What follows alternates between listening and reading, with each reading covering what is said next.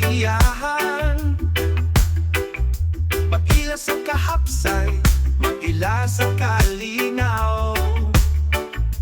Ang atong kinabuhi, simple ra ug iyano, tanan matampo, magtinguha sa kaayo.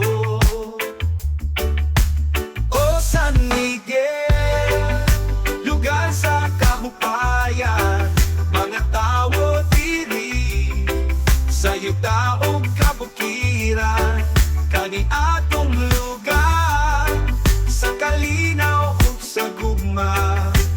Sa San Miguel kita maghiusa, sa kabutagon magmata sa pag-alaga, sa mga tano o mga bunga, kalipay makita sa atong pananaw, ang tanang palibo nindot paminaw.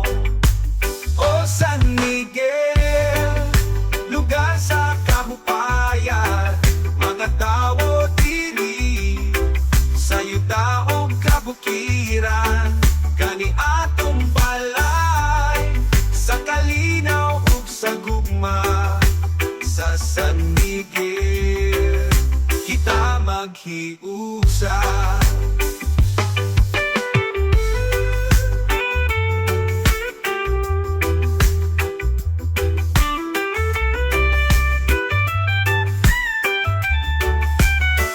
Kita magtupan, mapinabangay para sa kaugmao, sa atong lugar nga mahal.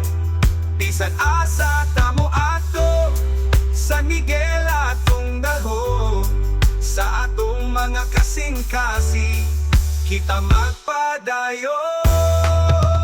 O San Miguel, lugar sa kahupayan, mga tawo diri sa yuta ug kabukiran, kani atong balay sa kalinaw ug sa gugma. Sa San Miguel kita maghiusa. Sa San Miguel simple ra ang tanan, kauban ang pamilya sa yuta ug kalangitan. Sa tanang adlaw kita magpasalamat. San Miguel, lugar na atong gipangandon.